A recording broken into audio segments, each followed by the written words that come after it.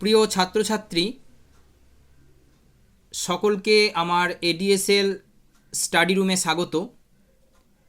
তো ভিডিওটি কি হতে চলেছে দেখেই বুঝতে পারছো যে সাবজেক্ট প্রেডিকেটের ব্যাপার রয়েছে। সুতরাং ইংলিশ গ্রামার যেটা একদম প্রথম থেকে আমি শুরু করেছি, আগের ভিডিও 2-3টি আমি আপলোড করে দিয়েছি আমার চ্যানেলে, তোমরা অবশ্যই সেগুলো পরপর দেখে নেবে, তবেই তোমরা কিন্তু সঠিকভাবে ইংরেজি শিখতে পারবে। এবং যে কোনো দরখাস্ত বা কোনো প্যারাগ্রাফ সমস্ত কিছু তোমাদের খুব ইজি হয়ে যাবে। ইংলিশে কথাও তোমরা বলতে পারবে যদি সঠিকভাবে তোমরা গ্রামারটা শেখো। তো আজকে আমরা যেটা জানব, length of the subject and predicate, অর্থাৎ সাবজেক্ট প্রেডিকেটের লেন্থ কতটা হতে পারে। দেখো, নাউন এবং নাউন তুল্য যে সমস্ত ওয়ার্ডগুলো বা শব্দগুলো একটা সেন্টেন্সে থাকে তাদেরকে কিন্তু আমরা সাবজেক্ট হিসাবে গণ্য করি, কিন্তু সেই সাবজেক্টের সঙ্গে আরও একাধিক শব্দ কিন্তু যুক্ত হতে পারে, সেগুলো তোমরা এই চার্টের মধ্যে দেখতে পাবে। আবার প্রেডিকেট পার্টটা শুরু হয় ভার্ব দিয়ে, তাই না? তো মূল উপাদান হচ্ছে ভার্ব, কিন্তু সেই ভার্বের সঙ্গেও আবার অনেক শব্দ কিন্তু যুক্ত হতে পারে। তো কিভাবে দৈর্ঘ্যটা বাড়ছে তোমরা দেখে নাও। প্রথমে দেখো, স্টার্টিংটা হয়েছে বার্ডস ফ্লাই, এখানে একটা শব্দ যেটা সাবজেক্ট হিসাবে ব্যবহার হয়েছে, প্রেডিকেটে ফ্লাই অর্থাৎ ভার্ব একটা, সেটা একটা শব্দ, সেটাও কিন্তু এখানে প্রেডিকেট পার্ট হিসাবে রয়েছে। সুতরাং একটা ছোট্ট ক্ষুদ্র সেন্টেন্স, বার্ডস ফ্লাই, ঠিক আছে। এরপর দেখো পরবর্তী যে সেন্টেন্সটা দেখো, মাইগ্রেটরি বার্ডস ফ্লাই ফাস্ট। এই যে বার্ডসের আগে একটা মাইগ্রেটরি শব্দ যুক্ত হলো, আবার ফ্লাইয়ের পরে একটা শব্দ যুক্ত হলো, সেটা হচ্ছে ফাস্ট, তাই না? তো আস্তে আস্তে দেখো দৈর্ঘ্যটা বাড়ছে। মাইগ্রেটরি মানে হচ্ছে পরিযায়ী। এরপর দেখো আর একটা শব্দ জুড়ে গেল, many migratory birds fly fast in the sky, ঠিক আছে। তো এখানেও দেখো সাবজেক্ট পার্টে বার্ডসের সঙ্গে কি যুক্ত হলো, মেনি মাইগ্রেটরি, আর প্রেডিকেট পার্টে কি যুক্ত হলো, ফ্লাইয়ের সঙ্গে ফার্স্ট তো আগের সেন্টেন্সে যুক্ত হয়েছে, তার সঙ্গে আবার যুক্ত হলো ইন দ্য স্কাই। আস্তে আস্তে দৈর্ঘ্যটা কিন্তু বাড়ছে। এরপরে দেখো মেনি রেয়ার মাইগ্রেটরি বার্ডস, এটা পুরোটা সাবজেক্ট পার্ট, অনেকটাই বেড়ে গেল। এরপরে হচ্ছে fly fast in the sky at night, এদিকটাও বেড়ে গেল, তাই না? আস্তে আস্তে দৈর্ঘ্য বৃদ্ধি হচ্ছে। এরপর দেখো many rare migratory birds from distant land, আবার দেখো ফ্রম ডিস্ট্যান্ট ল্যান্ড এটা যুক্ত হলো সাবজেক্ট পার্টে। প্রেডিকেট পার্টে fly fast in the sky at night, এতটা আগের সেন্টেন্সে ছিল। এরপর দেখো যুক্ত হলো উইদাউট বিইং ভিজিবল, অনেকটাই বড় হয়ে গেল, তাই না? তো এইভাবে আমরা কি করতে পারি, length of the subject and predicate দেখাতে পারি। সাবজেক্ট প্রেডিকেটের লেন্থটা আমরা বাড়াতে পারি। তো এইভাবেই আমরা ছোট ছোট সেন্টেন্স থেকে আস্তে আস্তে সেন্টেন্সকে বড় করতে পারবো, এই নিয়মটা যদি আমরা মেনে চলি।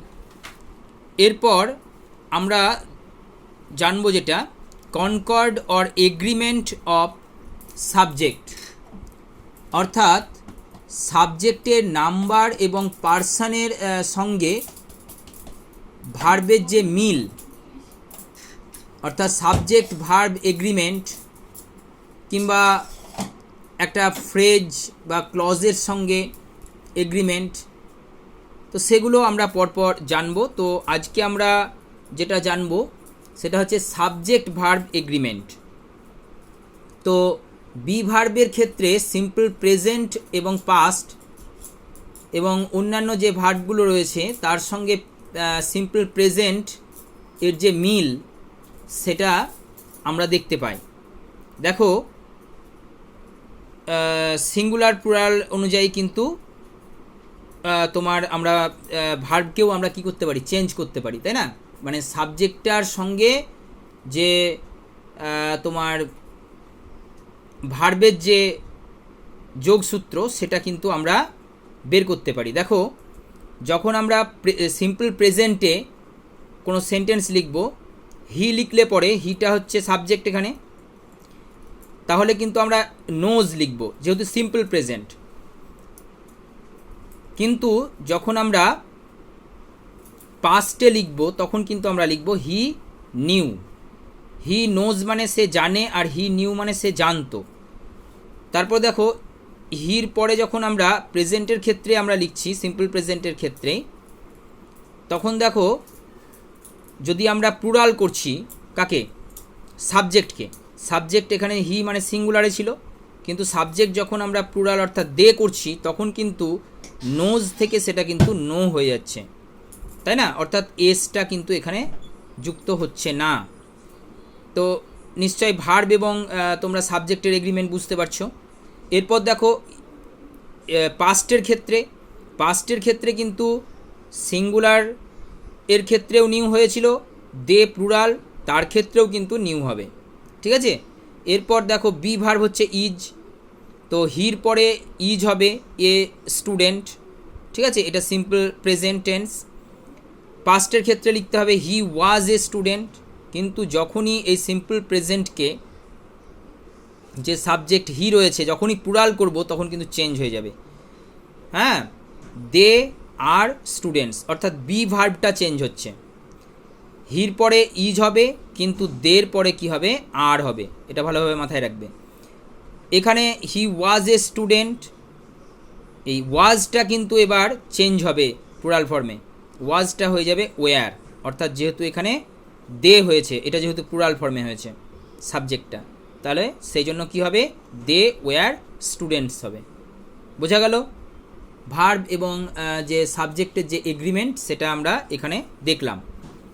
এরপরে আমরা দেখব a phrase or a clause acting as a subject, মানে অর্থাৎ একটা ফ্রেজ কিংবা একটা ক্লজ কিভাবে সাবজেক্টের মতো আচরণ করছে বা অ্যাক্টিং করছে। ইজ ট্রিটেড অ্যাজ সিঙ্গুলার, এবং সেটা সিঙ্গুলার হিসাবে ব্যবহার হচ্ছে, অর্থাৎ সিঙ্গুলার সাবজেক্ট। তো দেখো, টু ইয়ার ইজ হিউম্যান, তো এখানে ইনফিনিটিভ অ্যাজ এ সাবজেক্ট, অর্থাৎ টু ইয়ারটা এই যে এই জায়গাটা এটা হচ্ছে একটা সাবজেক্ট, সেটা কিন্তু ইনফিনিটিভ হিসাবে ব্যবহৃত হচ্ছে, ঠিক আছে? এবং এটা কিন্তু সিঙ্গুলার ফর্মে, দেখো সেই জন্য আমরা কি করেছি, ইজ বসিয়েছি। প্লুরাল ফর্ম হলে তো আর বসাতাম, তাই না? তো টু ইয়ারটা হচ্ছে এখানে কি, টু আর হচ্ছে সিঙ্গুলার ফর্ম, যার জন্য আমরা এখানে ইজ বসিয়েছি। নেক্সট হচ্ছে সুইমিং। সুইমিং এটা একটা জিরান্ড বলতে পারো, সুইমের সঙ্গে আইএনজি যোগে সুইমিং হয়েছে, তো ভার্বের সঙ্গে আইএনজি যুক্ত হয়ে, তো সুইমিং এটাও একটা কি, এটাও একটা সাবজেক্ট, এবং এটা একটা কি সাবজেক্ট, এটা একটা সিঙ্গুলার সাবজেক্ট, এবং এটা কিন্তু একটা ফ্রেজ হিসাবে ব্যবহার হচ্ছে। এটাও ফ্রেজ হিসাবে ব্যবহার হয়েছিল, টু আর্টটাও ফ্রেজ হিসাবে এবং সুইমিংটাও ফ্রেজ হিসাবে ব্যবহার হচ্ছে এবং সিঙ্গুলার হিসাবে ব্যবহার হচ্ছে, তাই আমি কি করেছি, ইজ বসিয়েছি, অর্থাৎ ভার্বটাকে আমরা বি ভার্বটাকে ইজ করেছি। তো swimming is a good exercise, তাই না? সাঁতার হচ্ছে একটা ভালো তোমার ব্যায়াম, এর মানে হচ্ছে। নেক্সট হচ্ছে যে হোয়াট ইউ ডিড, এই যে হোয়াট ইউ ডিড এইটা হচ্ছে একটা ক্লজ, এই ক্লজটাও কিন্তু একটা সাবজেক্ট, এবং এই ক্লজটাও কিন্তু তোমার একটা সিঙ্গুলার ফর্মে রয়েছে, যার জন্য এখানে ওয়াজ কথাটা ব্যবহার হয়েছে। তো what you did was right. Thank you for watching this video.